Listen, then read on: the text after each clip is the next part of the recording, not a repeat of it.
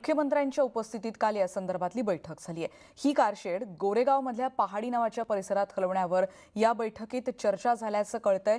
या बैठकीला मेट्रोचे अधिकारी, नगरविकास मंत्री एकनाथ शिंदे, त्याचबरोबर पर्यावरण मंत्री आदित्य ठाकरे उपस्थित होते। युती सरकारच्या काळात शिवसेनेनंच आरेमध्ये कारशेड उभारायला विरोध केला होता आणि त्यानंतर आपल्याला माहितीये मोठ्या प्रमाणात यावर चर्चा झाली होती। हे प्रकरण त्यानंतर कोर्टाकडे गेलं होतं आणि कोर्टाकडून हिरवा कंदील मिळाल्यानंतर या कारशेडचं काम सुरू देखील झालं होतं। यासाठी 97% झाडं एका रात्रीत पाडण्यातही आली होती। सध्या मात्र या कारशेडचं काम ठप्प आहे। पण आता या सगळ्यानंतर आता नवीन जागेचा विचार का केला जातोय आणि या संदर्भात आता विरोधी पक्षांचं काय म्हणणं आहे आणि त्याचबरोबर महाविकास आघाडीतल्या नेत्यांचं काय म्हणणं आहे ते जाणून घेणार आहोत। त्यासाठी आपल्यासोबत पाहुणे असणारच आहेत, पण त्याआधी काल विरोधी पक्षांनी काय म्हटलं होतं ते जाणून घेऊयात। एकीकडे आपण बघतोय की निदर्शनं झाली होती या निर्णयाविरोधात, तेव्हा मानवी साखळी देखील करण्यात आली होती। ती एकीकडे दृश्य आता आपण बघतोय। आता आरे कारशेड पहाडीमध्ये हलवण्याची सरकार घेत असलेली भूमिका ही केवळ अहंकारातून आलेली आहे आणि यामुळे महाराष्ट्राचं नुकसान होणार आहे, अशी टीका विधान परिषदेचे विरोधी पक्षनेते प्रवीण दरेकर यांनी काल केली आहे। या कारशेडवर आधीच मोठ्या प्रमाणात खर्च झालाय आणि या खर्चाची जबाबदारी आता कोण घेणार असा जाब आता मुंबईकर सरकारला विचारतील, असंही दरेकर यांनी काल म्हटलंय। बघूयात दरेकरांचं नेमकं काल म्हणणं काय होतं।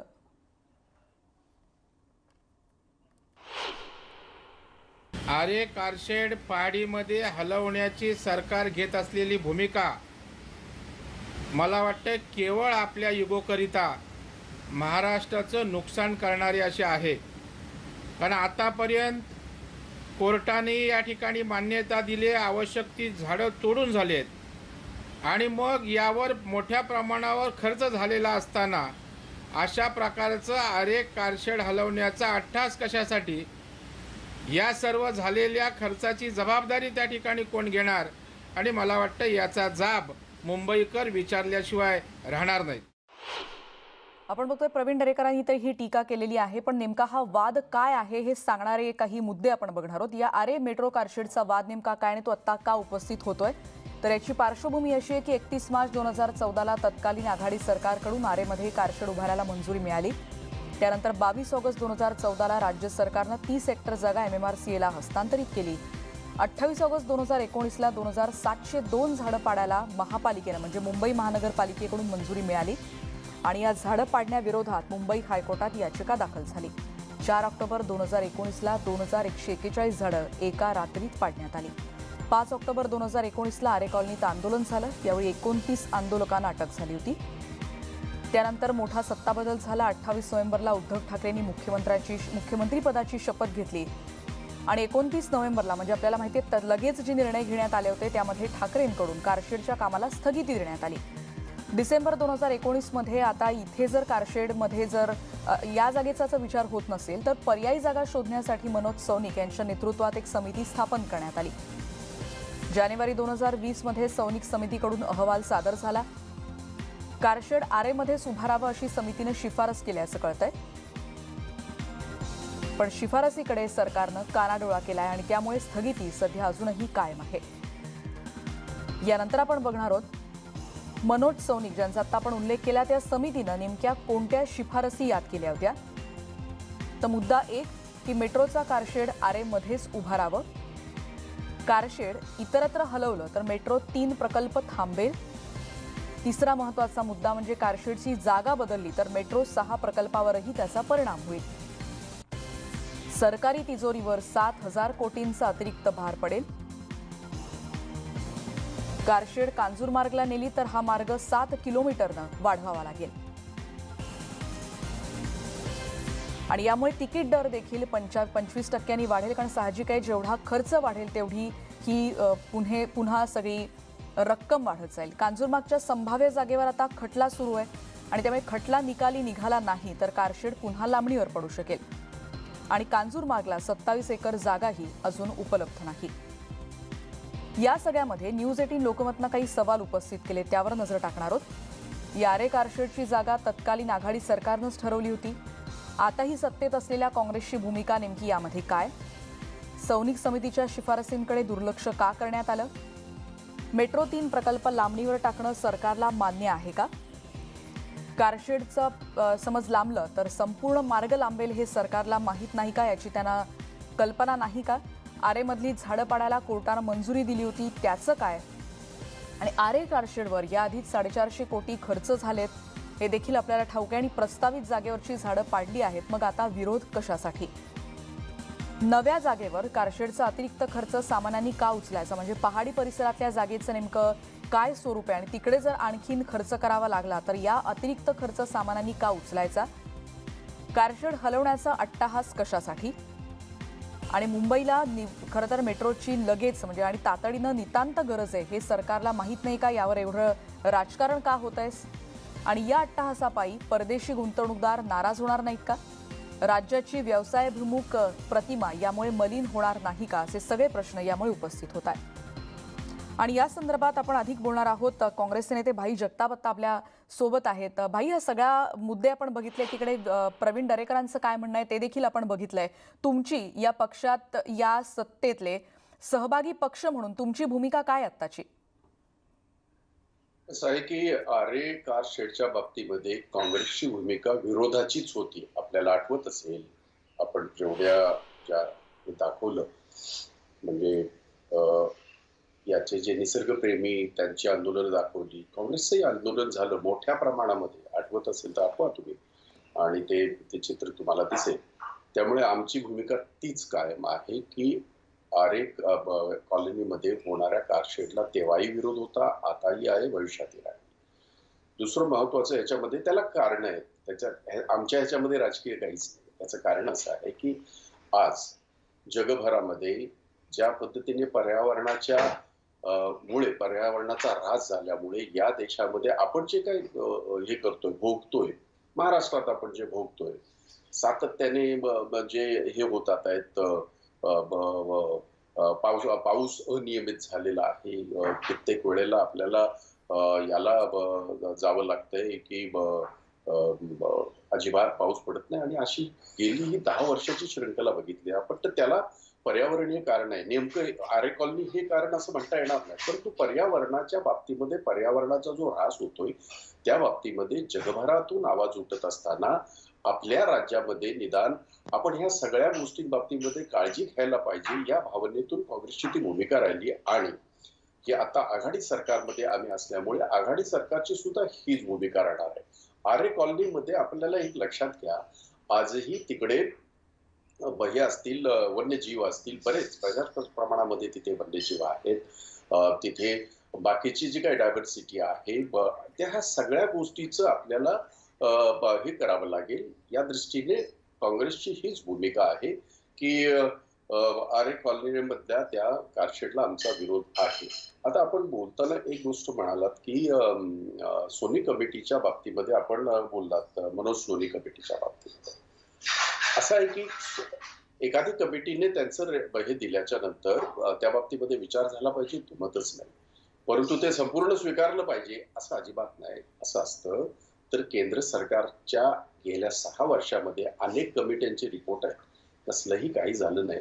उलट आपल्याला आठवत असेल, आता जो काय त्यांनी ह्याच्यामध्ये एन्व्हायरमेंट EIA मध्ये जो हे केला आहे, एन्व्हायरमेंट इम्पॅक्ट ऍक्ट मध्ये जो बदल केलाय, तो इतका घातक आहे की त्याच्यामुळे पर्यावरणाचा अधिक ऱ्हास होऊन ह्या देशामध्ये वाताहत होईल अशी परिस्थिती निर्माण झाली.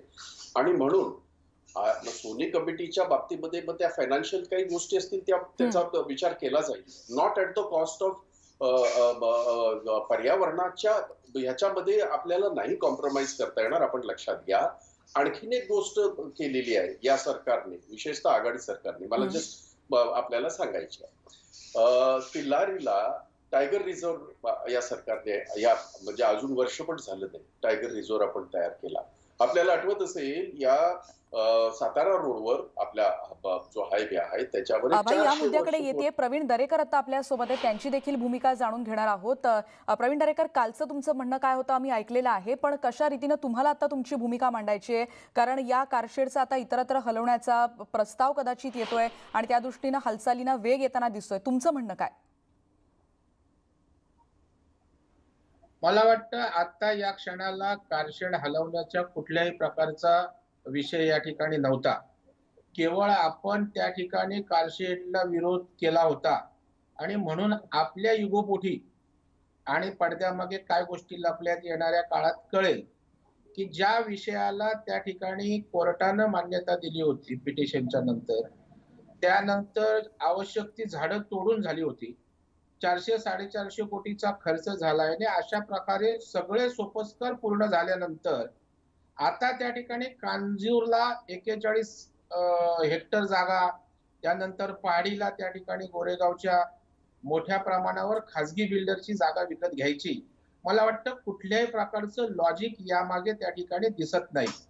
आणि आज 17 लाख प्रवाशांच्या जीवनाशी संबंधित विषय आहे. अशा प्रकारे सारख्या अदलाबदल करून जो प्रकल्प 21 जूनला पूर्ण होणं अपेक्षित होतं, तो आज 2 वर्षांनी पुढे जाणार आहे. म्हणजे तुमच्या हट्टापोटी या ठिकाणी अशा प्रकारचं प्रकल्प बदलणं जागा पुढे नेणं हे राज्याच्या हिताला त्या ठिकाणी परवडणार नाही. आणि मला आश्चर्य वाटतं खरं म्हणजे आमचे भाई मला वाटतं बोलत होते की ज्या प्रकल्पाची जागेची निवड ही काय भाजप सरकारने केली नव्हती. पृथ्वीराज चव्हाण साहेब मुख्यमंत्री असताना मला वाटतं ती जागा त्या ठिकाणी निश्चित झालेली आहे. हो. मग त्यांना माहित होतं आता हे बदलताना की नाही मला माहित नाही, परंतु या ठिकाणी केंद्राच्या गॅरंटीवर त्या ठिकाणी पैसे मिळणार आहेत. आणि ज्या वेळेला केंद्र सरकार त्या ठिकाणी गॅरंटी देतं त्यावेळेला काही टर्म्स कंडिशन त्या ठिकाणी असतात. आता जर केंद्राच्या गॅरंटी संदर्भात या ठिकाणी काही टर्म्स कंडिशनचं व्हायोलेशन झालं तर पर्यायाने गॅरंटी रिवोक होईल आणि मग पैसे कुठनं उपलब्ध करणार आणि पुन्हा मग राज्यातल्या जनतेच्या त्या ठिकाणी माथ्यावर तुम्ही त्या ठिकाणी हा खर्च मांडणार, त्या ठिकाणी लादणार. मला वाटलं कुठल्याही दृष्टीनं या ठिकाणी लॉजिकली हे योग्य त्या ठिकाणी याच नाही. प्रश्नाचं उत्तर जाणून घेण्यासाठी आपण भाईंकडे जाणार आहोत, पण एका ब्रेक नंतर पहा फक्त न्यूज 18 लोकमत.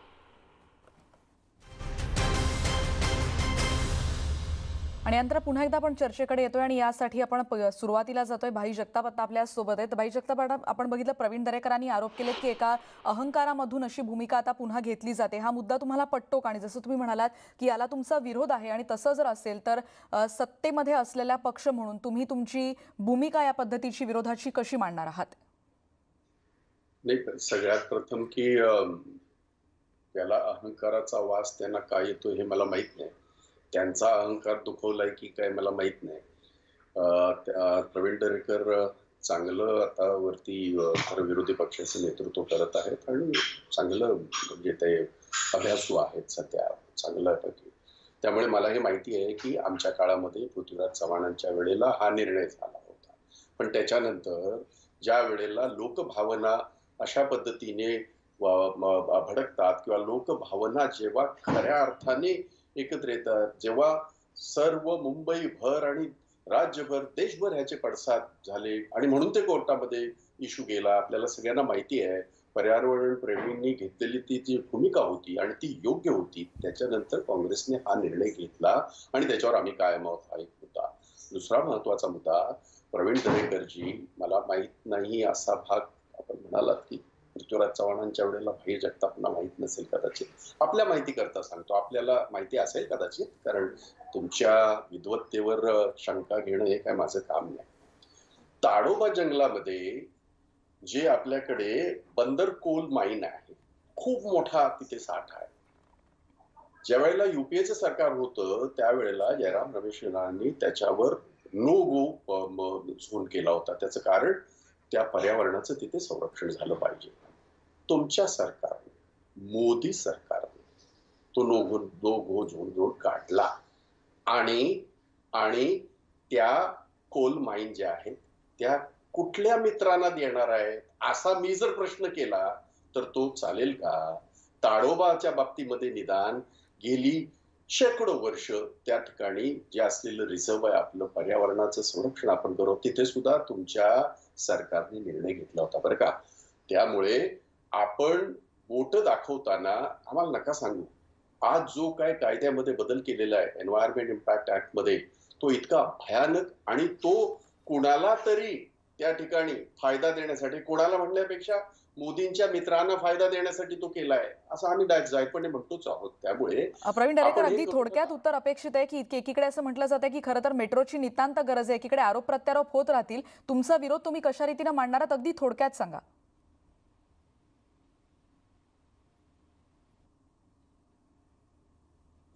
ते असं की जेवढे प्रश्न आपण जे काढले त्यावेळेला ह्या कोल मायनिंगच्या बाबतीमध्ये केंद्राने भूमिका घेतली तेव्हा कोणीच त्याच्या अगदी खरं आहे बाबतीमध्ये बाई, एकही तुम्ही पक्ष तुमची लक्षात भूमिका घेतलं नाही. मांडताय की आणि आधी कशा आणि रीतीनं या आणि सगळ्या प्रोजेक्ट्सवर खरं तर आणि विचार होत मेट्रोच्या होता. दरेकरांचं उत्तर आपण जाणून घेण्याचा प्रयत्न करतोय, पण त्यांचा आवाज आपल्यापर्यंत पोहोचू शकत नाहीये. पण एकीकडे आपण बघतोय की या कारशेडचा मुद्दा पुन्हा एकदा आता चर्चेत आलेला आहे. बघूयात सरकार नेमकं काय निर्णय घेते आणि विरोधी पक्ष पण त्याचबरोबर सत्तेत असलेला काँग्रेस पक्ष आता याबद्दल नेमकी काय भूमिका आणि कशा रीतीनं मांडताना दिसणार आहे. यानंतर या चर्चेत आता आपण इथेच थांबतोय. पहा फक्त न्यूज 18 लोकमत.